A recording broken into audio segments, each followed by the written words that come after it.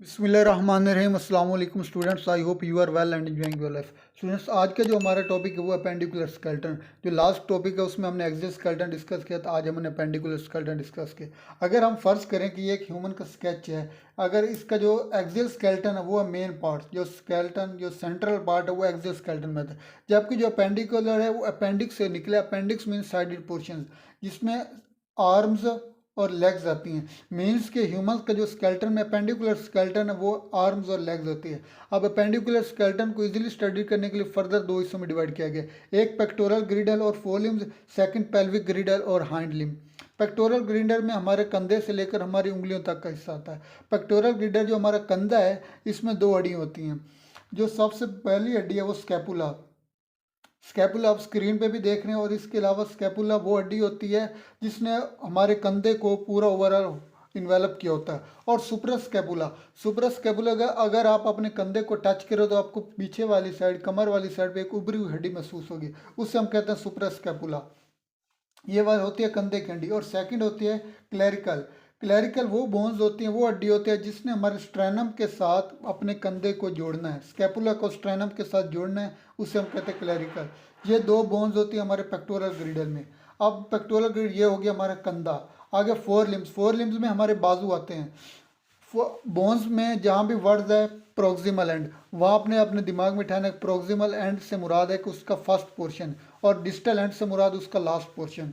जो हमारा four limb होता है, जो हमारा बाजू होता है, ये कंधे के साथ बॉल एंड सॉकेट जॉइंट्स बनाते हैं। बॉल एंड सॉकेट जॉइंट इसे क्यों कहते हैं? अगर हम फर्ज करें कि ये हमारा एक कंधा है, इसके अंदर जो जॉइंट्स होता है, फोर लिम्स जो ह्यूमरस जॉइंट्स होता है, वो बॉल की शेप में मौजूद होता है।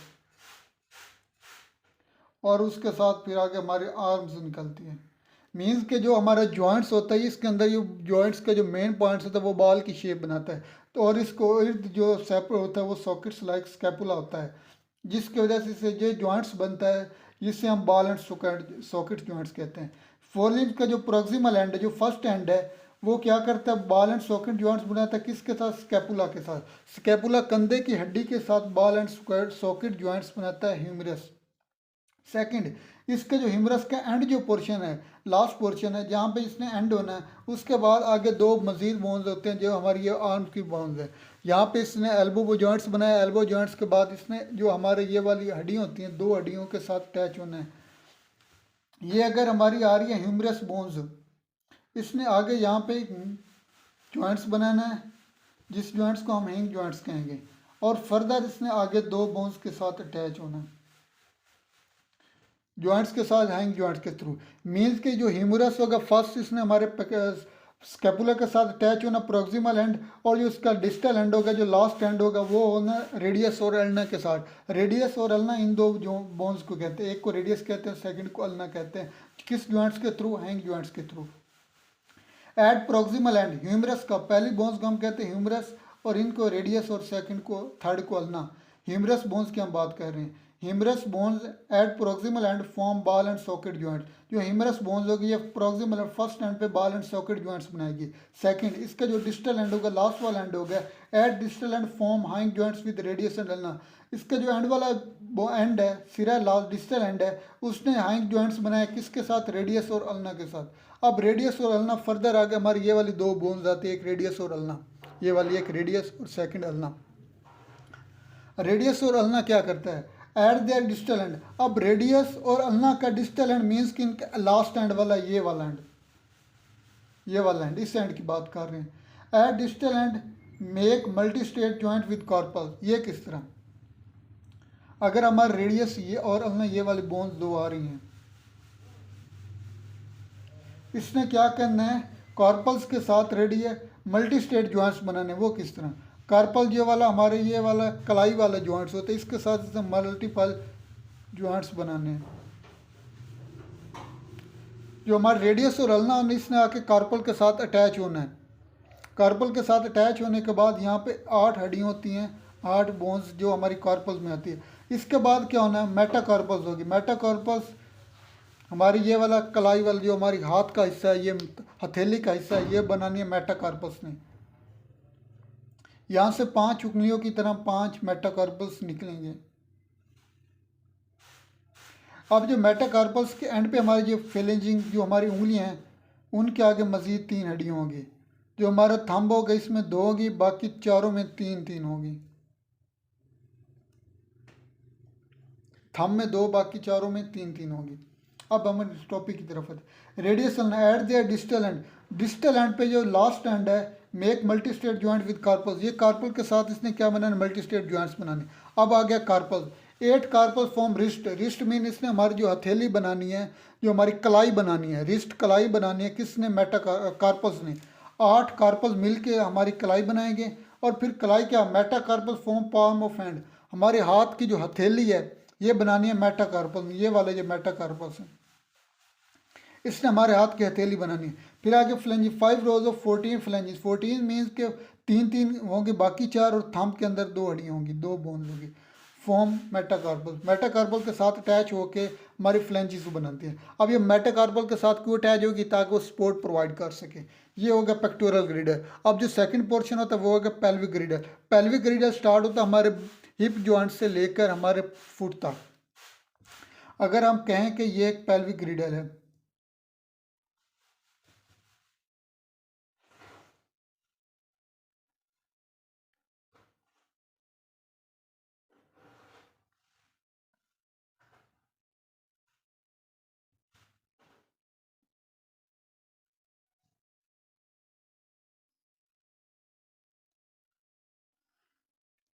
ये मैं अगर कहूँ कि हमारी ये पेल्विक ग्रिडल है, मीन्स कि हिप बोन्स है, हिप जॉइंट्स है। यहाँ पे आगे वर्टेब्रल कॉलम आना है, स्पाइनल कॉर्ड नहीं आना, वर्टेब्रल कॉलम ने। वर्टेब्रल कॉलम के साथ हमारा अटैच होगा पेल्विक ग्रिडल। पेल्विक ग्रिडल ने वर्टेब्रल कॉलम के साथ अटैच होके एक जॉइंट्स बनाना है, एक सारा पोर्शन बनाना है, जिसे हम कहेंगे हैंड लिम्ब।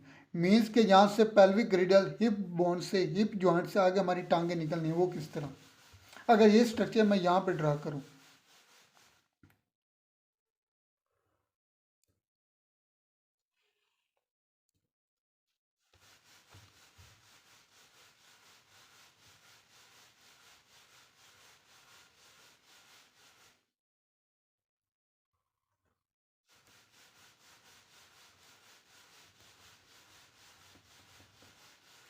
ये अगर हमारा वर्टेब्रल कॉलम आके हिंग जॉइंट से, हैंड लिम्ब से आकर अटैच हुआ है पेल्विक ग्रिडल के साथ, तो इसके साथ इसने अपना जॉइंट किस तरह बनाना, आगे हैंड लिम्ब जॉइंट्स किस तरह बनाना।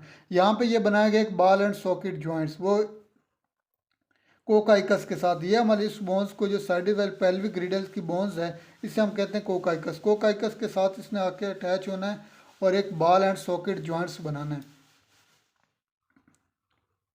और यहाँ से हमारी एक लेग निकलती है, सेम इसने दूसरी तरफ भी यही काम करना है, बॉल एंड सॉकेट जॉइंट्स बना के यहाँ से एक लेग निकलेगी। ये वाला structure. Pelvic ग्रिडल attach the hind limb with vertebral column. Pelvic ग्रिडल ने क्या करना है, आके वर्टेब्रल कॉलम के साथ अटैच होना है।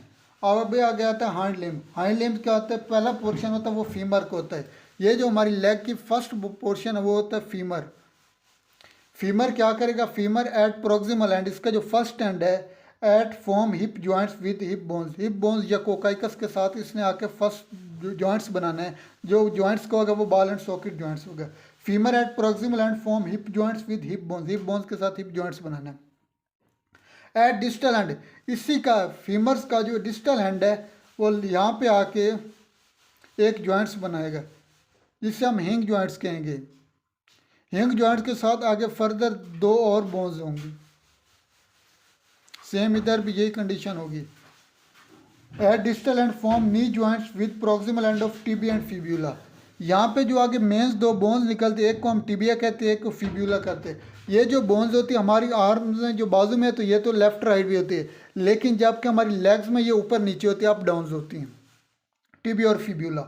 नी जॉइंट्स बनाएगी किसके साथ, टिबिया और फिब्यूला। कौन बनाएगा, फीमर बनाएगा। अब टिबिया और फिब्यूला आ गया।